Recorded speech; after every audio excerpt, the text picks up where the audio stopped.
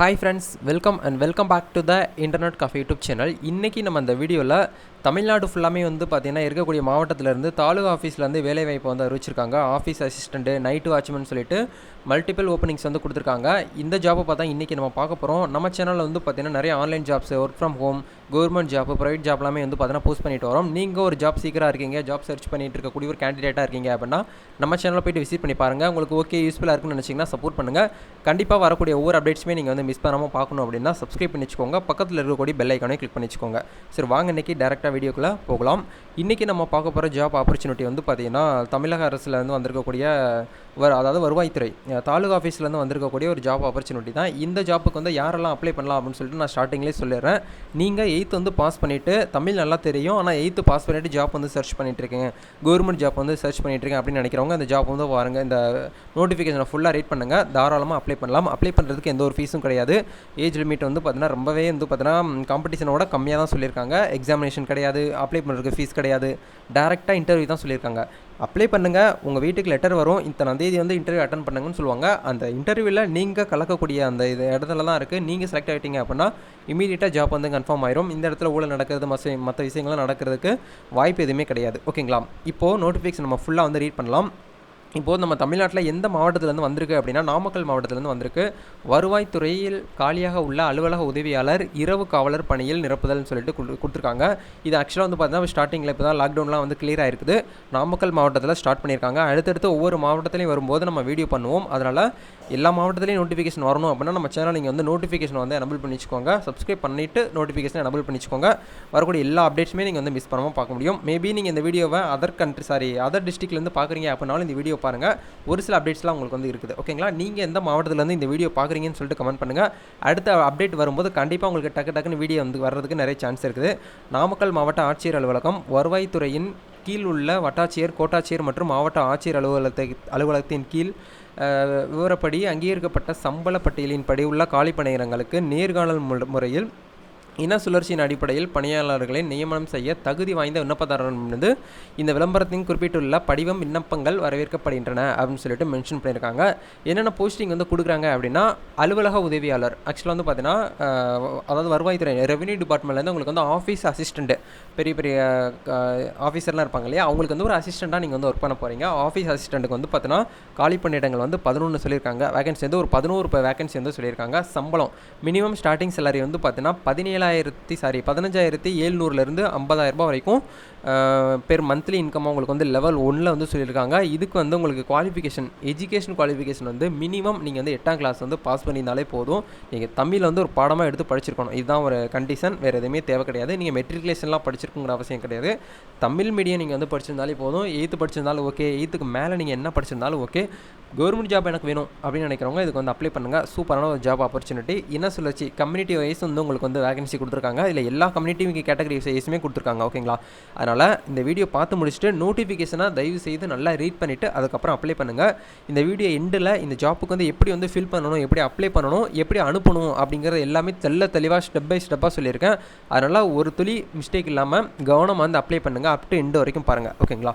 அதுக்கப்புறம் நம்ம வந்து ரெண்டாவதாக பார்க்க போகிறது இரவு காவலர், அதாவது நைட்டு வாட்ச்மேன் சொல்லிட்டு ஒரு 2 வேகன்சி கொடுத்துருக்காங்க. இந்த ஜாப்புக்குமே வந்து சேலரி பேக்கேஜ் வந்து 15,700 50,000 வரைக்கும் சொல்லியிருக்காங்க லெவல் 1. இதுக்கு வந்து நீங்கள் வந்து 5வது படிச்சிருந்தாலே போதும், தமிழ் எழுத படிக்க தெரிஞ்சிருந்தாலே போதும். இதுக்கு நீங்கள் வந்து 8ஆம் கிளாஸ் படிக்கணுங்கிற அவசியம் கிடையாது. இதுக்கு நீங்கள் பேசிக்காக வந்து தமிழ் எல்லாருக்குமே தெரியும், அது படிச்சிருந்தாலே ஓகே. இந்த ஜாப் உங்களுக்கு சூட்டபுளாக இல்லை அப்படின்னா தயவுசெய்து ஜாப் சர்ச் பண்ணிட்டு இருக்கக்கூடிய உங்கள் பக்கத்தில் இருக்கக்கூடிய ஸ்டூடெண்ட்ஸுக்காக இருக்கட்டும், மேபி வந்து பார்த்தீங்கன்னா உங்கள் ஃப்ரெண்ட்ஸ்லாம் ஜாப் சர்ச் பண்ணிட்டு இருப்பாங்க, உங்கள் வீட்டிலேயே நிறைய பேர் வந்து பார்த்தீங்கன்னா ஜாப் வந்து சர்ச் பண்ணிட்டு இருப்பாங்க, கவர்மெண்ட் ஜாப், அவங்களுக்கு இதை வந்து கொடுங்க. கண்டிப்பாக வந்து ரொம்பவே யூஸ்ஃபுல்லாக இருக்கும். இந்த ஜாப்புக்கு வந்து பார்த்தீங்கன்னா கம்யூனிட்டி வைஸ் வந்து வேகன்சி கொடுத்துருக்காங்க. அதையுமே செக் பண்ணி பாருங்கள். இது எல்லாமே நம்ம வந்து பார்த்து முடிச்சதுக்கப்புறம் கண்டிப்பாக வந்து பார்த்தீங்கன்னா ஏஜ் ரியாக்ஷன் சொல்லிட்டு கொடுத்துருக்காங்க. அதில் வந்து SCA, ST, SC இந்த கம்யூனிட்டி கேட்டகரிக்கு வந்து பார்த்தீங்கன்னா உங்களுக்கு 37 வயசு மினிமம் எல்லாருக்குமே வந்து 18 வயசுலேருந்து சொல்லியிருக்காங்க. இந்த SC, ST, SA இவங்களுக்கு வந்து பார்த்தீங்கன்னா 37 வயசு வரை இருக்கக்கூடியவங்க வரைக்கும் அப்ளை பண்ணலாம் அப்படிங்கிற மாதிரி சொல்லியிருக்காங்க. அதை தாண்டி வந்து எம்பிசி, டிஎன்சி அதை தாண்டி பிசி இவங்களுக்கு வந்து பார்த்திங்கன்னா 34 வயசு வரைக்கும், ஓசிக்கு வந்து 32 வயதில் இருக்கக்கூடியவங்க வரைக்கும் இதுக்கு வந்து விண்ணப்பிக்கலாம், அப்ளை பண்ணலாம் அப்படிங்கிற மாதிரி மென்ஷன் பண்ணியிருக்காங்க. நோட்டிஃபிகேஷனை நீங்கள் ரீட் பண்ணி பார்க்கும்போது உங்களுக்கே வந்து எல்லாமே தெரியும். அதை தாண்டி விண்ணப்பதாரர்கள் ஒவ்வொரு பதவிக்கும் அந்த பதவிக்குரிய கல்வி மற்றும் இதர தகுதிகள் சான்று மற்றும் இதர விவரங்களுடன் தனித்தனியாக விண்ணப்பிக்க வேண்டும். இப்போ சில பேர்லாம் என்ன பண்ணுவாங்க அப்படின்னா, இப்போ நான் இருக்கேன் அப்படின்னா நான் வந்து இந்த ஆஃபீஸ் அசிஸ்டண்ட்டுக்கும் அப்ளை பண்ணுவேன், இந்த நைட் டியூட்டி வாட்ச்மேனுக்கும் அப்ளை பண்ணுவேன் அப்படின்னு நினைக்கிறவங்க ஒரே ஃபார்மில் வந்து ஃபில் பண்ணக்கூடாது, 2 ஃபார்மை வந்து டவுன்லோட் பண்ணிவிட்டு ஃபில் பண்ணி நீங்கள் வந்து அனுப்பணும், 2 கவராக அப்படிங்கிறது தான் அவங்க வந்து தெளிவாக வந்து சொல்லியிருக்காங்க. அதனால் ஒரே நபர் வந்து 2 ஜாபுக்கு அப்ளை பண்ணுறீங்க அப்படின்னா தனித்தனியாக அப்ளை பண்ணணும் அப்படிங்கிற மாதிரி சொல்லியிருக்காங்க. விண்ணப்பம் அனுப்பப்படும் போது வந்து பார்த்தீங்கன்னா கண்டிப்பாக பதவியின் பெயர் குறிப்பிட்டிருக்க வேண்டும் சொல்லிட்டு சொல்லியிருக்காங்க. வரப்பெறும் விண்ணப்பங்கள் அனைத்தும் சரிபார்க்கப்பட்டு தகுதியுள்ள நபர்களை மட்டுமே வந்து பார்த்தோன்னா இன்டர்வியூக்கு நாங்கள் வந்து கால் பண்ணி சொல்லுவோம் அப்படின்னு லெட்டர் அனுப்புவோம் அப்படிங்கிற மாதிரி சொல்லியிருக்காங்க. நேர்முக தேர்வுக்கு அழைக்கப்படும் விண்ணப்பதாரர்கள் பயணம் எதுவுமே உங்களுக்கு வந்து அந்த டிக்கெட் சார்ஜு, ட்ராவல் சார்ஜ்லாம் உங்களுக்கு வந்து கொடுக்க மாட்டோம், அது நீங்கள் தான் பார்த்துக்கணும் அப்படிங்கிற மாதிரி மென்ஷன் பண்ணியிருக்காங்க. அதை தாண்டி உங்களுக்கு வந்து விண்ணப்பங்களுடன் அனுப்பப்படும் அனைத்து சான்றிதழ்களுடன் அரசு பதிவு பெற்ற அலுவலர் சான்று அதாவது சைன் வந்து பெற்றுக்கணும் அப்படிங்கிறத சொல்லியிருக்காங்க. கண்டிப்பாக நீங்கள் வந்து அந்த அந்த அப்ளிகேஷன் பின்னாடி ஜெராக்ஸ் மட்டும்தான் வைக்கணும். உங்களோட மார்க் ஷீட்டாக இருக்கட்டும், உங்களோட டிசியாக இருக்கட்டும், உங்களோட ஜாதி சான்றிதழ், அதை தாண்டி வந்து பார்த்தீங்கன்னா கம்யூனிட்டி சர்டிஃபிகேட்டு, இன்கம் சர்டிஃபிகேட், இது எல்லாமே வந்து ஜெராக்ஸ் தான் இருக்கணும். அந்த ஜெராக்ஸில் ஏதாச்சும் ஒரு கவர்மெண்ட் ஆஃபீஸர்கிட்ட நீங்கள் வந்து சைன் வாங்கி சீல் குத்திருக்கணும் அப்படிங்கிற மென்ஷன் பண்ணியிருக்காங்க. ஒரிஜினல் வந்து கொடுக்கக்கூடாது. நீங்கள் இன்டர்வியூக்கு போகும்போது கண்டிப்பாக வந்து ஒரிஜினல் சர்டிஃபிகேட் வந்து கொண்டு போகணும் அப்படிங்கிற மாதிரி மென்ஷன் பண்ணியிருக்காங்க. அதை தாண்டி உங்களுக்கு வந்து விண்ணப்பதாரர் தங்கள் சுய விவரத்துடன் இதுடன் இணைக்கப்பட்டுள்ள விண்ணப்ப பூர்த்தி செய்து கல்வி சான்றுனா வந்து பார்த்தீங்கன்னா டிசி, மார்க் ஷீட்டு, வயது சான்றிதழ்லாம் வந்து பார்த்தீங்கன்னா ஏஜுக்கான ஒரு சர்டிஃபிகேட் வச்சுக்கோங்க.